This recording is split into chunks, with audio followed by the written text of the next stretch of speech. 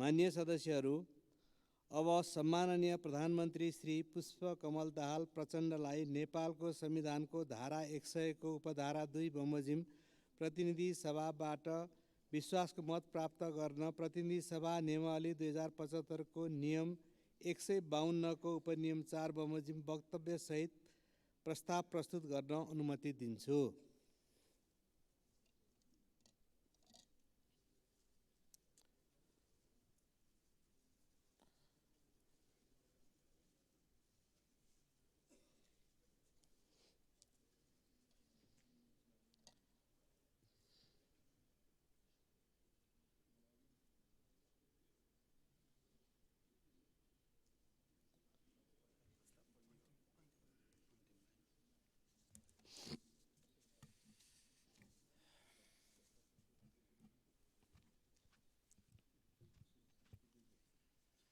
सम्मान्य सभामुख महोदय, सर्वप्रथम म लोकतान्त्रिक नेपालका महान शहीद, बेपत्ता र घाइते योद्धाहरूको त्याग, तपस्या र बलिदानप्रति हार्दिक श्रद्धासुमन व्यक्त गर्दै उहाँहरूका सपना र सङ्कल्प पूरा गर्न निरन्तर क्रियाशील रहने अठोट व्यक्त गर्दछु। 11 पौष 79 मा गठन भएको सरकारलाई पुस 26 गते यो सम्मानित संसदबाट अभूतपूर्व विश्वासको मत प्राप्त भएको थियो।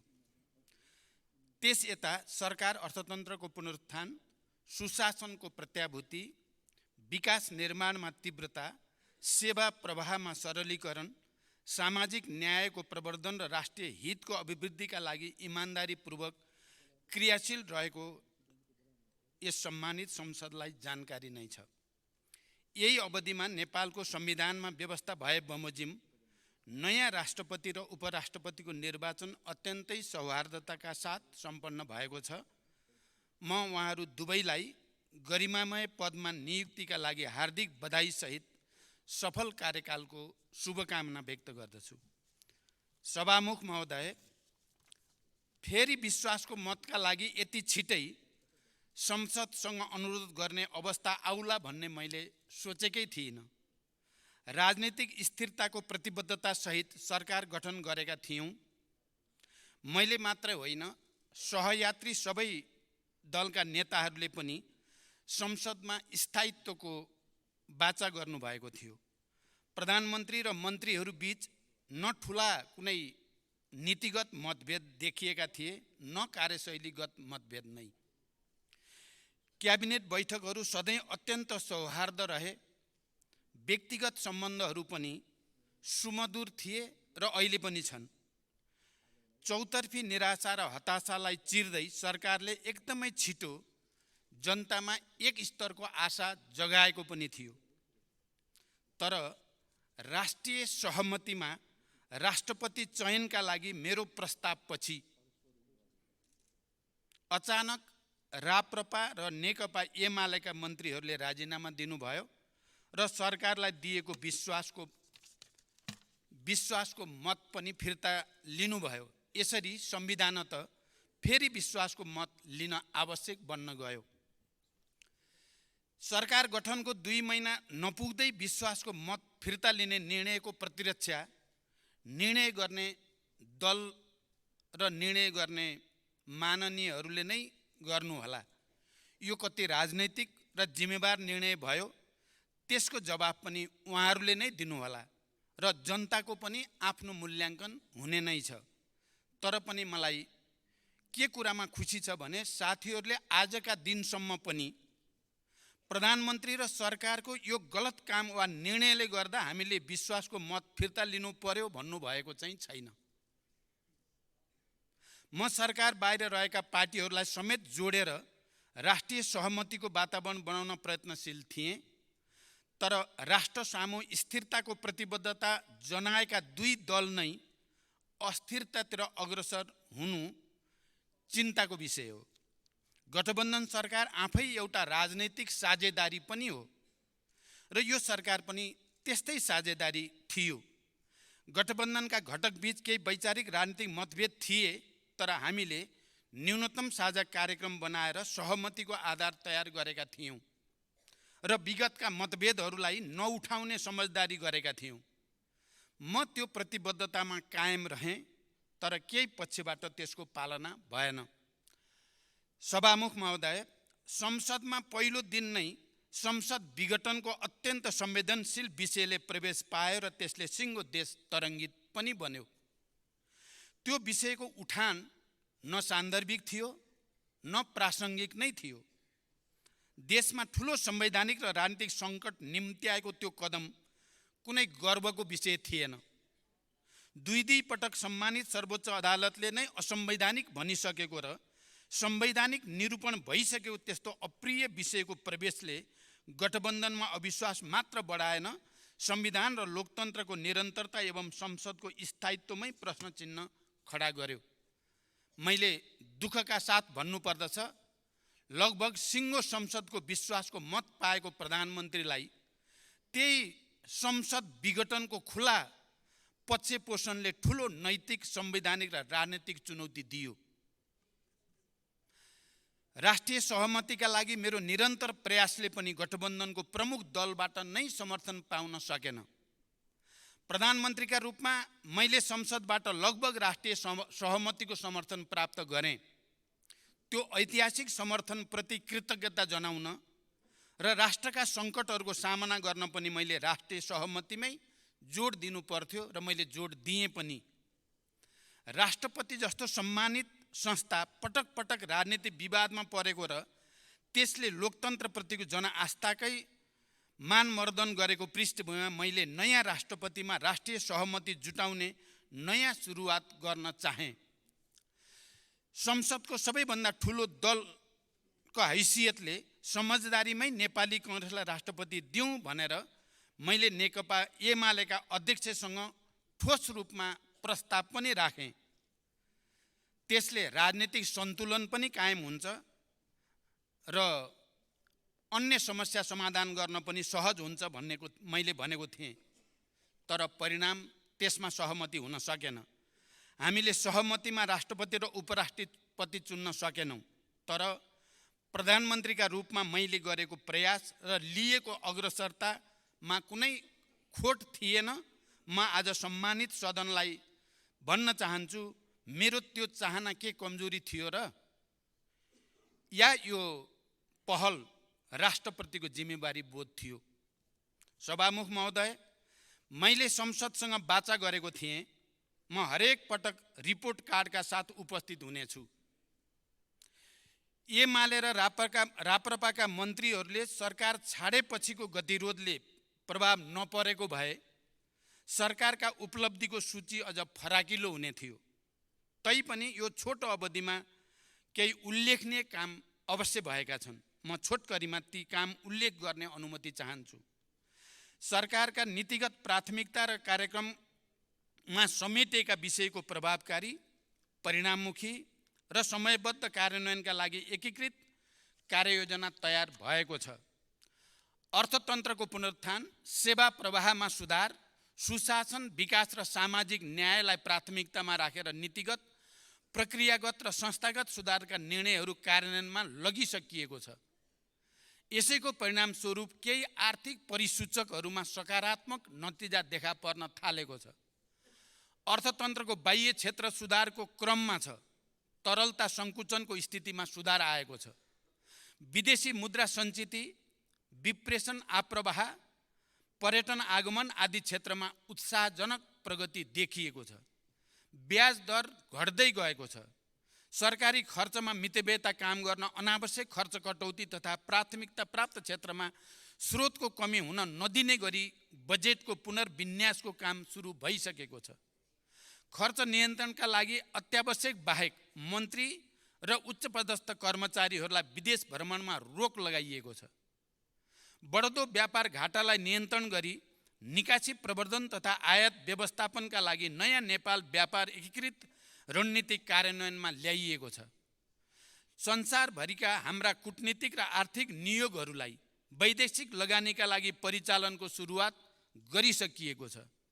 सम्भावित ठुला लगानीकर्तासँग प्रधानमन्त्रीकै तहमा अग्रसरताका लागि आवश्यक गृहकार्य भइरहेको छ। सार्वजनिक सेवामा गुणस्तर देखिने गरी सुधार गर्न सुरु गरिएको छ। राहदानी, राष्ट्रिय परिचय पत्र, सवारी चालक अनुमति पत्र, नो अब्जेक्सन लेटर लगायतका सेवाहरूमा जनताको कष्टपूर्ण लाइन पछिल्ला दिनमा निकै नै कम भएको छ। सेवाग्राहीको बढी भिडभाड हुने राहदानी विभाग, कन्सुलर सेवा विभाग, वैदेशिक रोजगार विभाग जस्ता सरकारी कार्यालयहरूबाट प्रवाह हुने सेवालाई छिटो छरितो, विश्वसनीय र सहज बनाउन अनलाइन सेवाग्राही सहायता कक्षको व्यवस्था, सीसीटीभी क्यामेराहरूको जडान, अनुगमन र निगरानीको व्यवस्था सुरु गरिएको छ। नागरिकलाई सम्बन्धित जिल्लाबाट नै राहदानी छिटो छरितो तवरले पाउने व्यवस्था मिलाइएको छ। राष्ट्रिय परिचय पत्र हाल 14 जिल्लाका 15 स्टेसनहरूबाट वितरण गर्ने काम सुरु भएको छ। राष्ट्रिय परिचय पत्र आवेदन अभियान 45 जिल्लामा सम्पन्न भई हाल 17वटा जिल्लामा सञ्चालन भइरहेको छ। स्थानीय तहका कुल 6665 वटा ओडाबाट अनलाइन प्रणाली मार्फत व्यक्तिगत घटना दर्ता सुरु गरिएको छ। कोभिड महामारी, रुस युक्रेन युद्ध र विश्व अर्थतन्त्रको शिथिलता जस्ता बाह्य कारण र आन्तरिक संरचनागत समस्याका कारण सङ्कटग्रस्त अर्थतन्त्रमा देखा परेका समस्याहरूलाई समाधान गर्न सरकारद्वारा चालिएका कदमबाट केही क्षेत्रमा सकारात्मक नतिजा देखिएका छन्। तर पनि अर्थतन्त्रका संरचनागत र प्रणालीगत कमजोरी र नीतिगत त्रुटि सच्याउन अझै बाँकी छ। शोधान्तर समस्यालाई दिगो रूपमा समाधान गर्न आन्तरिक उत्पादन वृद्धिको विकल्प छैन। त्यसका लागि अल्पकालीन र मध्यकालीन कदम चालिँदैछ। कृषि, पशुपन्छी पालन र वन्यजन्तु उत्पादन सम्बन्धी हालका कार्यक्रमहरूको पुनर्संरचना र नयाँ कार्यक्रम कार्यान्वयनमा लगिँदैछ। लघु, साना, मझौला र ठुला उद्योगहरूको पूर्ण क्षमतामा सञ्चालन, लागत न्यूनीकरण र बजारीकरणमा सहयोग गरी औद्योगिक उत्पादन वृद्धिलाई प्रोत्साहन गरिँदैछ र पर्यटकको सङ्ख्या, बसाइ र खर्च बढाउन विशेष कार्यक्रम ल्याइएको छ। हाम्रो युवा जनसङ्ख्याबाट जनसाङ्ख्यिक लाभ लिन मुलुकभित्रै रोजगारीको व्यवस्थाका लागि हाल सञ्चालनमा रहेका रोजगारी सम्बन्धी संस्था, आयोजना तथा कार्यक्रमहरूलाई एकीकरण र पुनर्संरचना गरी नतिजामुखी बनाउने पहल गरिएको छ। वैदेशिक रोजगारीमा रहेका नेपाली नागरिकहरूको सुरक्षा, पारिश्रमिकको सुनिश्चितता, सङ्कटमा पर्दा तत्काल उद्धार सरकारको प्राथमिकतामा छ। तस्करी, न्यून विकेन्द्रीकरण, राजस्व छली, हुन्डी, विदेशमा अवैध कारोबारमा लगानी तथा पुँजी पलायनलाई नियन्त्रण गर्न निर्णायक हस्तक्षेपको तयारी गरिएको छ। औपचारिक माध्यमबाट रेमिटेन्स पठाउने नागरिकलाई थप प्रोत्साहन दिइँदैछ। गत आर्थिक वर्षमा झन्डै 3 खरब बराबरको शोधान्तर घाटा र पुँजीगत खर्चमा न्यूनताले वित्तीय प्रणालीमा तरलता अभाव, उच्च ब्याजदर र कर्जा अभाव जस्ता समस्या जन्माए। अब शोधान्तर सकारात्मक भएसँगै तरलता र ब्याजदरमा पनि क्रमिक सुधार देखिएको छ। सहकारी संस्थाहरूका विकृति र विसङ्गतिको दीर्घकालीन समाधानका लागि तत्काल उच्चस्तरीय अध्ययन समिति गठन गरिँदैछ। समग्र लघुवित्त क्षेत्रमा नियममा सुधारका लागि नेपाल राष्ट्र ब्याङ्कले चाल्ने आवश्यक कदममा सरकारले सहयोग गर्दैछ। लक्ष्यभन्दा माथि पुगेको मुद्रास्फीति दर घटाउन सरकारले यसबीचमा चालेका कदमहरूका कारण आगामी दिनमा मूल्य वृद्धिको ठुलो चाप भोग्न नपर्ने विश्वास म यो सम्मानित संसदलाई दिलाउन चाहन्छु। निजी क्षेत्रसँगको सहकार्यमा अर्थतन्त्रमा देखिएका समस्याहरू समाधान गर्दै चुनौतीको सामना गर्न सरकार दृढ प्रतिबद्ध छ। निजी क्षेत्रको विश्वास र साझेदारी बिना समृद्धिको लक्ष्यमा अपेक्षित सफलता हासिल गर्न सकिन्न भन्नेमा म प्रष्ट छु र मैले पहिलो क्याबिनेटदेखि नै यो विषयमा जोड दिँदै आएको छु। त्यसका लागि नीतिगत र व्यवहारिक सुधारका लागि पनि सरकार प्रतिबद्ध छ।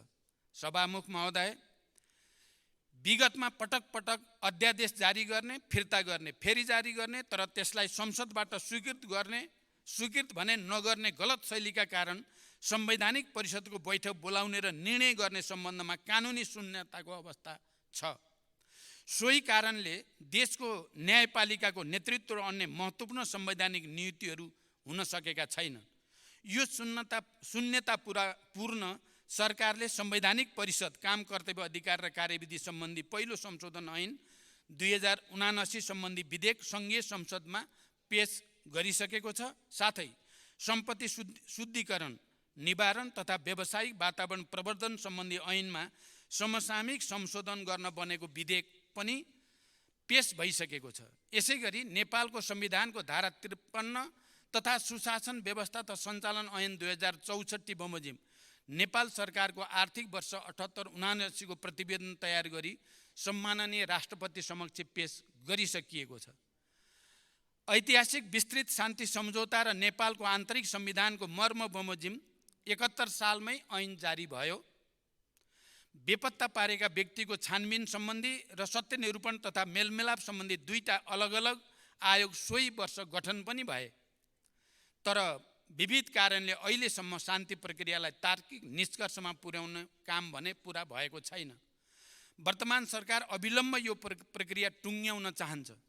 सोही अनुरूप अन्तर्राष्ट्रिय मानवाधिकार तथा मानवीय कानुन, सङ्क्रमणकालीन न्यायका मान्य सिद्धान्त, पीडित तथा सरकारवालाबाट प्राप्त सुझाव र सम्मानित सर्वोच्च अदालतको आदेश समेतका आधारमा सरकारले बेपत्ता पारेका व्यक्तिको छानबिन, सत्य निरूपण तथा मेलमिलाप ऐन 2071 लाई संशोधन गर्न बनेको विधेयक तयार गरी सम्मानित संसदमा पेश गरिसकेको छ। यो कुनै दल विशेषको मुद्दा वा सरकारको विषय नभई देशले समाधान गर्नुपर्ने राष्ट्रिय विषय हो। शान्ति प्रक्रियाका बाँकी काम र सङ्क्रमणकालीन न्यायलाई चाँडै टुङ्ग्याउने विषयलाई सरकारले उच्च प्राथमिकतामा राखेको छ। सभामुख महोदय, सरकार नेपालको विकासको नयाँ मोडेलको तयारीमा छ, किनकि हालसम्मका योजनाबद्ध विकासका प्रयासबाट भौतिक पूर्वाधार निर्माण, शिक्षा, स्वास्थ्य, लैङ्गिक समानता, समावेशिता जस्ता क्षेत्रमा उपलब्धि हासिल भए पनि उत्पादन र रोजगारीको क्षेत्रमा हाम्रो प्रगति निराशाजनक छ।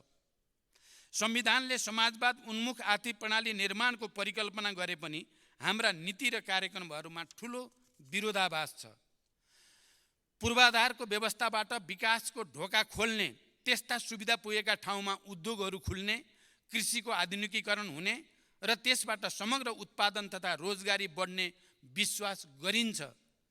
तर हामीले त्यस्ता पूर्वाधार पुर्याएका गाउँहरू बचाइसकेका कारण हाम्रा त्यस्ता पूर्वाधार पुर्याएका गाउँहरू बसाइसराएका कारण रित्तिँदै गएका छन्। खेतीयोग्य जमिन बाँझो हुँदै जान थालेका छन् र युवाहरू रोजगारीको लागि विदेशिने क्रम घटेको छैन। यो अवस्थाबाट पार पाउन पहिले कार्यान्वयन गरिआएका नीति, योजना र कार्यक्रममा टालटुल गर्ने सुधार अब सम्भव छैन। क्रम भङ्ग नै जरुरी छ भन्ने सरकारको विश्वास छ। त्यसैले 16औं विकास योजनामा विकासको नयाँ मोडेल पेश गर्ने सरकारको तयारी रहेको छ। आगामी आर्थिक वर्षको बजेटमा खर्च कटौती अनि उपलब्ध स्रोतको अधिकतम उपयोग हुने क्षेत्रमा बजेट विनियोजनमा जोड दिइँदैछ। अत्यावश्यक बाहेक नयाँ आयोजनाहरू सुरु नगर्ने र अधिक प्रतिफल दिने आयोजनाहरूलाई मात्र बजेट विनियोजन गर्ने नीति लिइँदैछ। उत्पादन र रोजगारीको क्षेत्रमा केही थप कार्यक्रम अघि बढाइँदैछ। पुँजीगत खर्च कम हुने र सम्पन्न भएका कामको पनि गुणस्तर न्यून हुने रोग निराकरण गर्न आगामी आर्थिक वर्षमा संरचनागत र प्रणालीगत सुधार गरिँदैछ। यस कदमबाट बजेटको आकार सानो भए पनि आगामी वर्ष पुँजी निर्माण र आर्थिक क्रियाकलापमा वृद्धि गर्ने कार्यमा उल्लेखनीय प्रगति हासिल हुनेछ र त्यसपछिका वर्षहरूमा उच्च आर्थिक वृद्धिको आधार तयार हुनेछ भन्ने हाम्रो विश्वास छ। सभामुख महोदय, सबै सरकारी सेवाहरूको लागत र समय पनि घटाएर अनलाइन प्रणालीबाटै सबै सेवा चुस्त र सहज रूपमा उपलब्ध गराउन आवश्यक काम भइरहेका छन्। हेलो सरकारलाई थप प्रभावकारी बनाइएको छ र त्यसलाई आगामी दिनमा स्थानीय तहसम्म विस्तार गरिनेछ। नागरिकता सम्बन्धी ऐन, सङ्घीय निजामती ऐन, सङ्घीय शिक्षा ऐनको विधेयकलाई यथाशीघ्र अन्तिम रूप दिई संसद समक्ष पेश गर्न सरकारले यस सम्बन्धी प्राविधिक कामहरू सदनताका साथ अगाडि बढाइरहेको छ। निजामती लगायत सबै राष्ट्र सेवकहरूको मनोबल उच्च राख्न सरकारले आफ्नो क्षमताले भ्याएसम्म सेवा सुविधा बढाउँदै लैजाने नीति लिएको छ।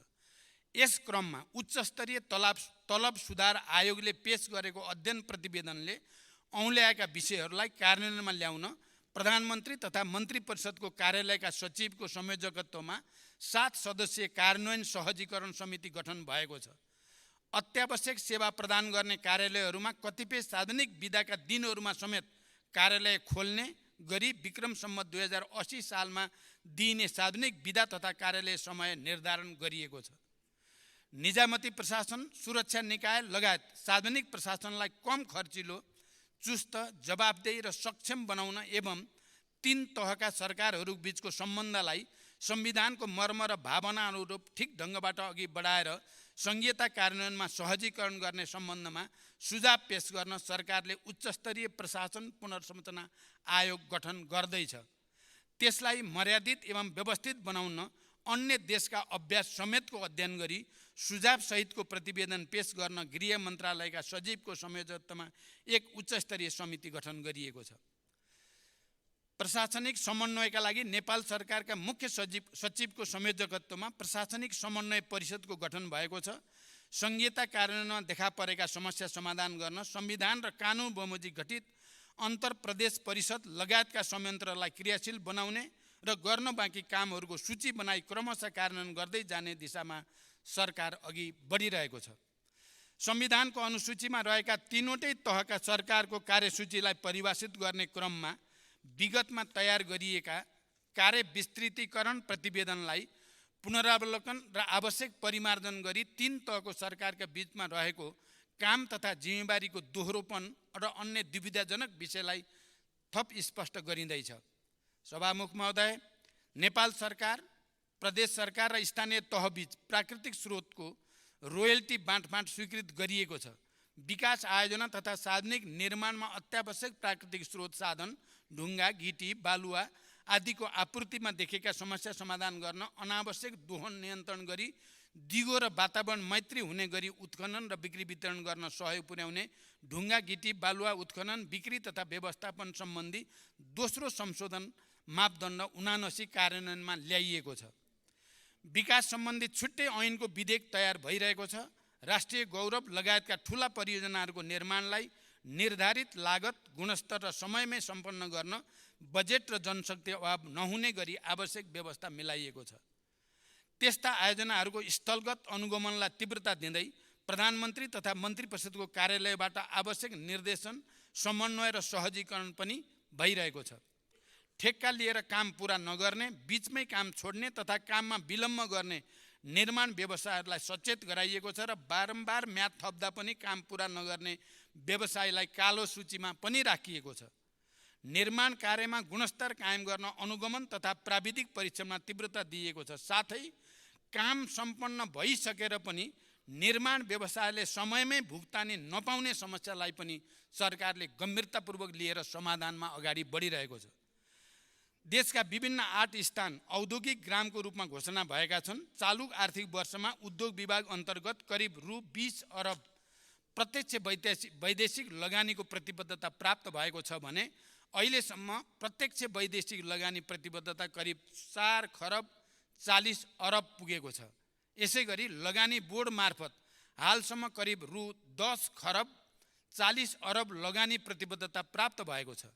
देशमा हालसम्म जडित विद्युत क्षमता 2632 मेगावाट पुगेको छ भने करिब 96% जनतामा विद्युतको पहुँच पुगिसकेको छ। आगामी आर्थिक वर्षभित्र 100% जनताको बिजुलीमा पहुँच हुनेछ। स्वदेशमा आन्तरिक खपत बढाउँदै बचत हुने विद्युत छिमेकी देशहरूमा निर्यात गर्न पनि सरकारको विशेष प्राथमिकतामा छ। सभामुख महोदय, मलखादमा दिइएको अनुदान लक्षित वर्गसम्म नपुगेको र कतिपय अवस्थामा दुरुपयोग भएको सरकारवालाको चासोपछि यसमा सरकारले पुनरावलोकनको आवश्यकता महसुस गरेको छ। तर पर्याप्त गृह कार्यपछि मात्रै यस विषयमा आवश्यक निर्णय गर्ने गरी आजको क्याबिनेटले हाललाई पुरानै व्यवस्था कायम रहने निर्णय गरेको सम्मानित संसदलाई जानकारी गराउन चाहन्छु।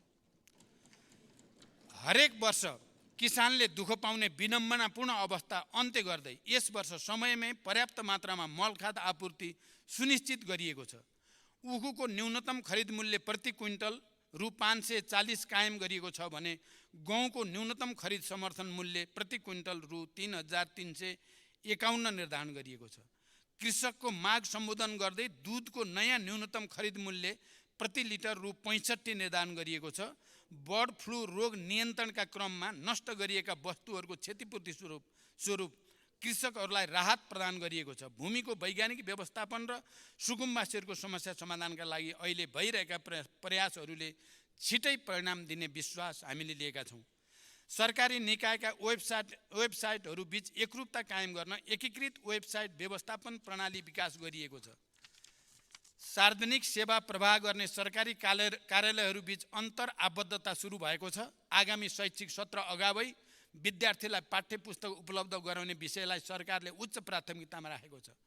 यसैगरी नेपाल सरकारबाट निर्णय भई नेपाल राजपत्रमा प्रकाश हुन बाँकी शहीदहरूको नामावली नेपाल राजपत्रमा प्रकाशन गर्ने प्रक्रिया अघि बढेको छ।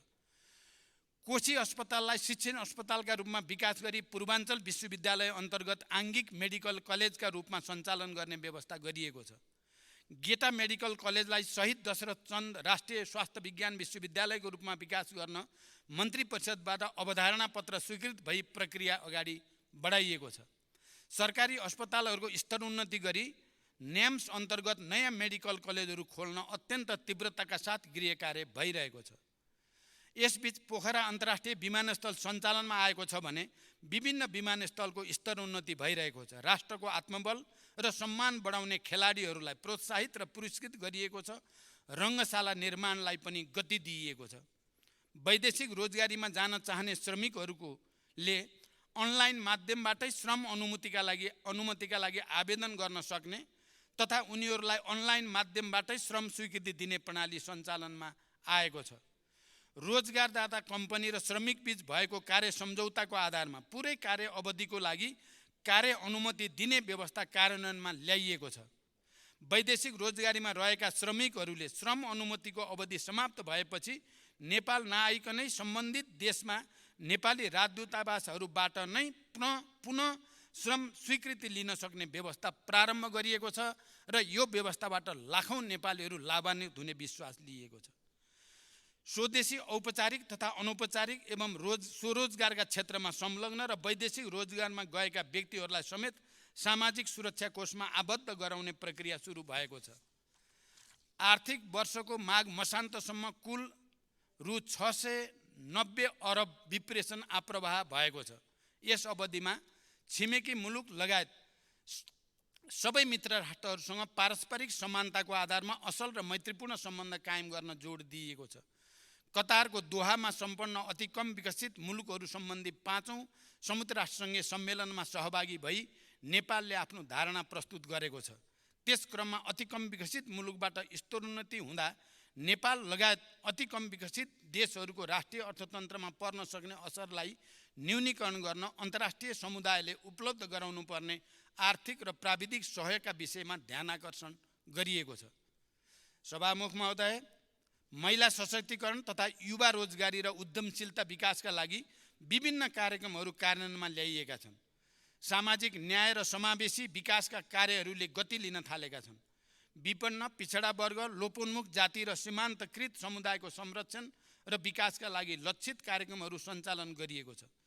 यस बीचमा विश्व ब्याङ्कबाट विद्यालय क्षेत्र रूपान्तरणको लागि 120 मिलियन अमेरिकी डलर बराबरको सहुलियतपूर्ण ऋण स्वीकार गर्न सैद्धान्तिक सहमति दिइएको छ। नेपाल स्थानीय पूर्वाधार सहयोग कार्यक्रमका लागि बेलायत सरकारबाट करिब 14 अरब 31 करोड अनुदान सहायता उपलब्ध हुने भएको छ।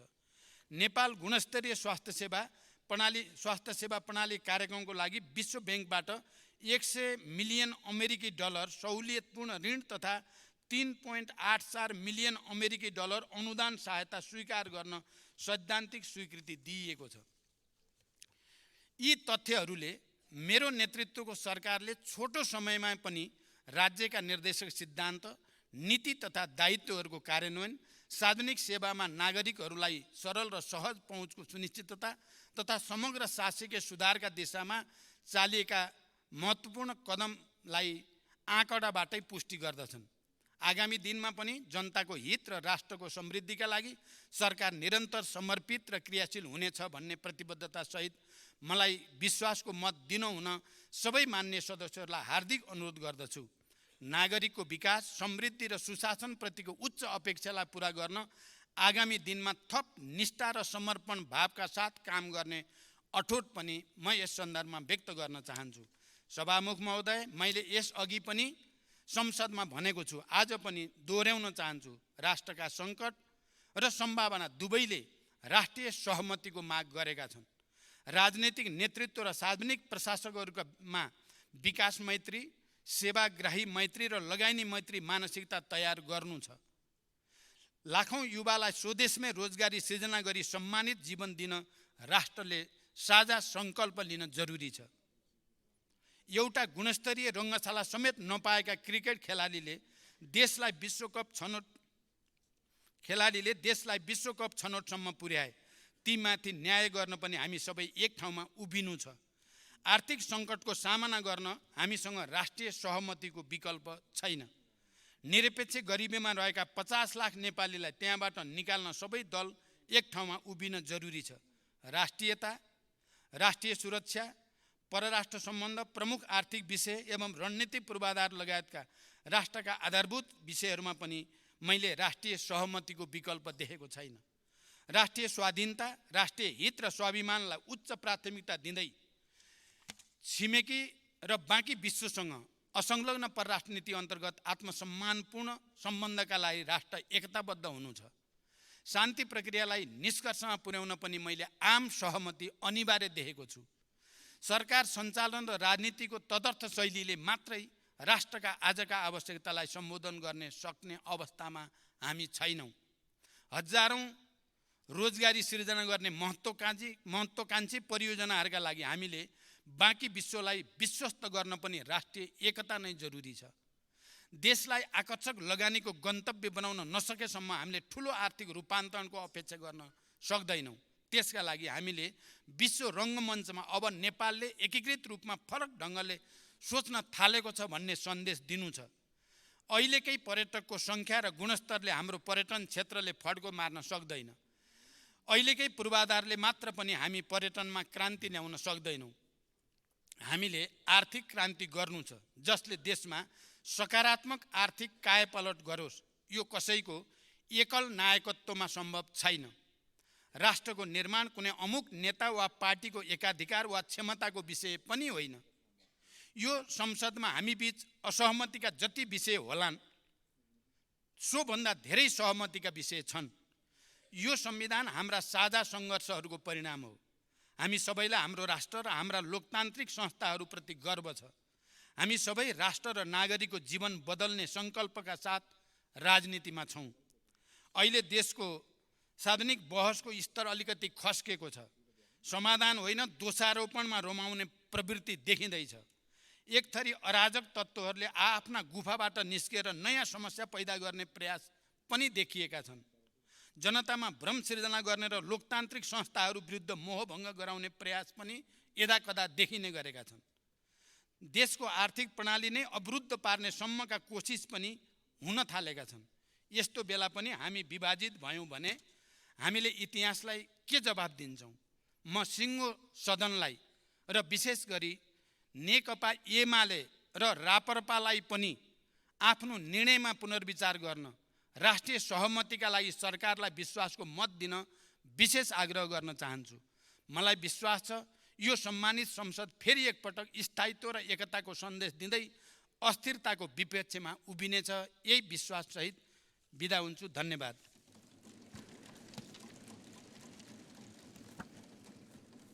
अन्त्यमा सम्माननीय सभामुख महोदयको अनुमतिले नेपालको संविधानको धारा 100 को उपधारा 2 बमोजिम प्रतिनिधि सभाबाट विश्वासको मत प्राप्त गर्न प्रतिनिधि सभा नियमावली 2075 को नियम 152 को उपनियम 4 बमोजिम प्रस्ताव प्रस्तुत गर्दछु।